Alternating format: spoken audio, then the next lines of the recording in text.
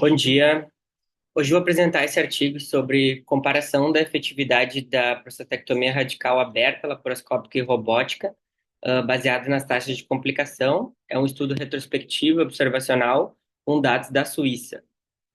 Ele foi aceito em 19 de setembro de 2024 e publicado em 7 de outubro de 2024. Mais ou menos 10% dos pacientes hospitalizados para prostatectomia radical vão ter complicações, sendo 50% delas evitáveis. A escolha da técnica da prostatectomia acaba influenciando na taxa de complicações, principalmente que hoje em dia vem sendo utilizado muitas técnicas minimamente invasivas, como laparoscópica convencional e robótica. Das vantagens da robótica, a gente tem uma visão tridimensional, os movimentos articulados e o tremor filtrado do cirurgião. E desvantagem, exige um alto investimento e uma alta manutenção. Segundo a Organização Mundial da Saúde, em 2020 foram diagnosticados cerca de 1.400.000 cânceres de próstata, sendo 7,3% dos casos, de todos os casos em homens. A prostatectomia radical é a principal forma de tratamento, né? E hoje em dia a gente tem a cirurgia laparoscópica e robótica.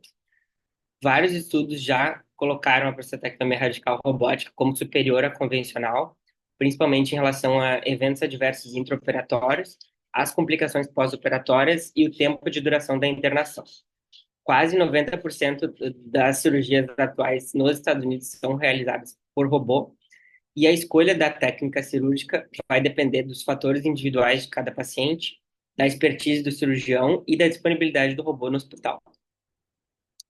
Esse estudo, então, tem como objetivo comparar as taxas de complicação da cirurgia aberta com laparoscópica convencional e a robótica.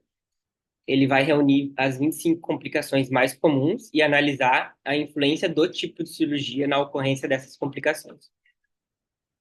Os métodos, então, foi analisado de 2016 a 2018 um conjunto de dados de estatísticas médicas do Escritório Federal de Estatística Suíça.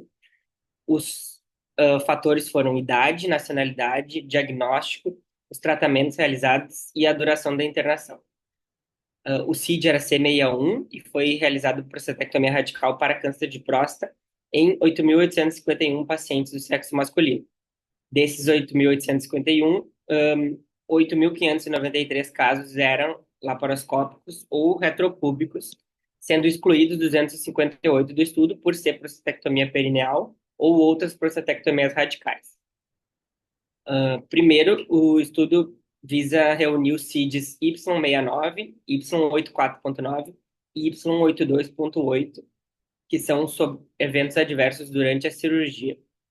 E segundo, reúne as 25 complicações mais comuns e as menos comuns ou outras complicações que não são relacionadas ao procedimento foram agrupadas em outras complicações. O CID-K66, a aderência peritoneal, foi excluído por não saber se foi antes ou durante a internação.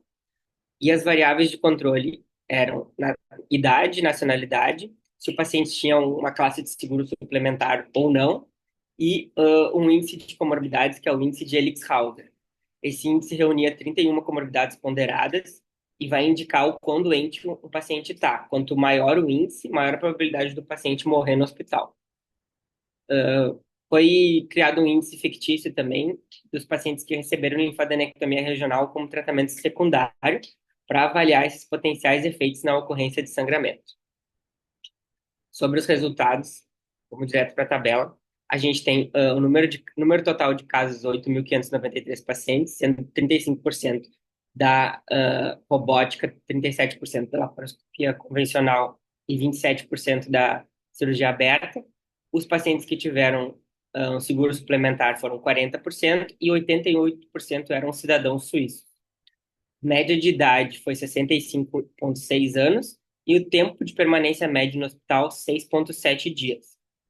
O índice de comorbidade de Elix-Hauser, ele era 0,9 no estudo total, sendo maior na prostatectomia robótica e menor na laparoscópica convencional. 35 pacientes, ou 0,4% do estudo, precisaram dar entrada novamente no hospital em um período de 18 dias pós-cirurgia. E dois pacientes morreram durante a hospitalização.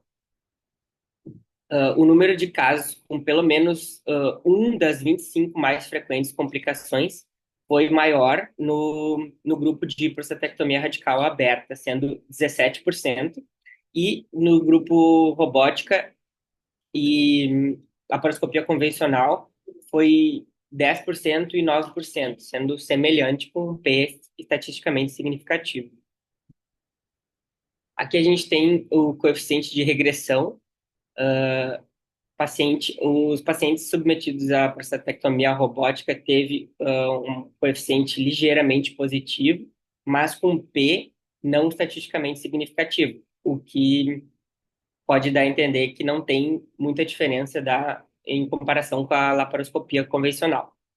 Já o prostatectomia retropúbica aberta teve um coeficiente de 0,67, um P estatisticamente significativo e um odds ratio de 1,95, o que pode significar que é quase o dobro de chance de os pacientes terem complicações na prostatectomia aberta em comparação com a prostatectomia radical laparoscópica convencional. E a idade e o índice de Elixhauser também foram estatisticamente significativos. A discussão, então, esse estudo, ele vem para analisar a influência desses diferentes procedimentos na taxa de complicações das prostatectomias, e ele coloca como um risco quase 2 vezes maior de complicações quando a cirurgia é aberta, em comparado à laparoscopia. Teve uma taxa semelhante, de 10% no robô e 9% na laparoscopia convencional, mas a retropúbica teve 17%. O que ele conclui, então, que as prostatectomias laparoscópicas reduziram significativamente as complicações, mas sem diferença estatística entre elas, sendo o robô não superior à videolaparoscopia em relação a complicações. Ele fala de um estudo de De Carlo que chegou à mesma conclusão quando eles compararam esses três tipos de procedimento numa revisão sistemática, e o estudo ILIC não relatou melhores resultados oncológicos e também relatou resultados semelhantes em complicações pós-operatórias sexuais e de micção. E esse estudo vai confirmar esse estado atual da literatura.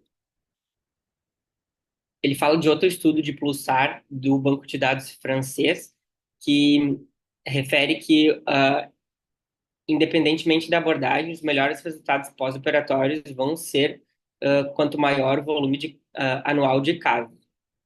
E também uma revisão sistemática sobre o uso de robô de Ramsay, que o prostatectomia robótica é mais cara devido ao alto custo de investimento e manutenção, e ela só vale a pena se tiver um alto volume de casos.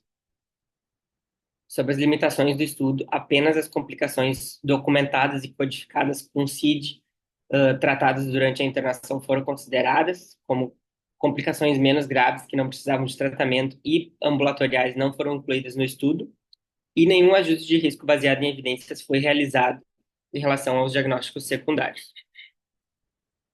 Conclusão, então, o estudo foi usado com um banco de dados suíço e concluiu que procedimentos minimamente invasivos, como laparoscopia convencional e robótica, têm um menor risco de complicações em prostatectomias radicais, e a expansão dessas cirurgias laparoscópicas deve ser estimulada, apesar do robô não parecer ser superior em termos de risco de complicações.